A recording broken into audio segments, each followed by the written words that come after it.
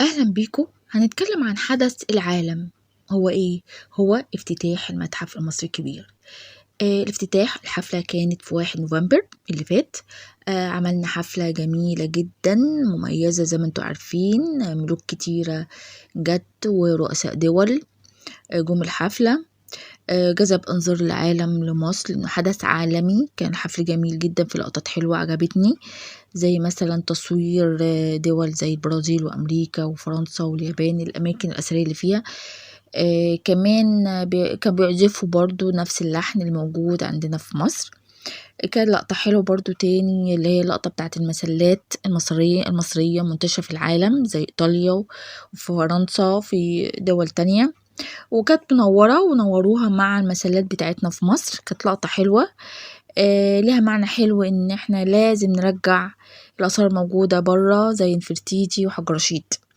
كمان لقطة الأنشيد المسيحية والأنشيد المسلمة كانت جميلة، لها معنى حلو. كمان عارفين يعني في حاجة بعد الحفلة حصل ايه؟ حصل ارتفاع غير مسبوق في أسعار الليلة الفندقية. رفع الطلب على الإقامة الفندق في القاهرة وفي الجيزة زادت بنسبة 40% عن السنة اللي فاتت. يعني اللي كان بيقعد $600 الليلة دلوقتي بيقعد $1000 حاليا. في كمان فنادق كتير أقل منها بكتير، يعني في أسعار مختلفة. حاليا القاهرة الكبرى فيها 35,000 غرفة فندقية، ومصر بتقوم بإنشاء فنادق جديدة علشان الفترة اللي جاية. في إقبال هائل في السواح. أسعار التذاكر 200 جنيه للكبار، والأطفال والطلاب وكبار السن دول 100 جنيه. دول المصريين بس. أما الأجانب طبعا والعرب بيبقى إيه أسعار تانية أكتر من كده.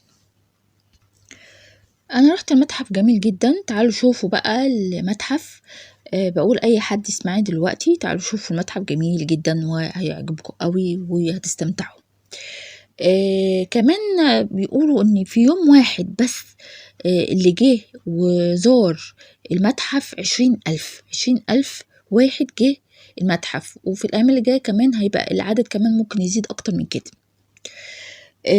في لقطة جميلة عجبتني قوي، ان تاني يوم ملكة الدنمارك كان صورة ليها كده وهي منبهرة ومذهولة واقفة قدام الآثار بتاعتنا، بالذات توت عنخ آمون. الصورة دي كفاية دي دعاية لمصر من الانبهار بتاعها وانها مذهولة كده ومعجبة بالآثار بتاعتنا. وكانت بتقول فعلا، قالت ملكة الدنمارك انا نفسي اقعد في مصر، يعني نفسي اقعد في مصر كتير. كمان في لقطة تانية بتاعت ان رؤساء وزراء بلجيكا وهولندا تاني يوم الصبح راحوا على كورنيش النيل، ولبسوا لبس رياضي وبيجروا بقى في ايه من غير حرس ولا اي حاجة. ودي طبعا دي دعاية لمصر عن الامن والامان والجمال الموجود في مصر. وفي اخر كلامي، اوعوا تنسوا تزوروا المتحف، وكمان اوعوا تنسوا الاشتراك في القناة والمتابعة ولايك وشير وتفعيل الجرس. والسلام عليكم ورحمة الله وبركاته.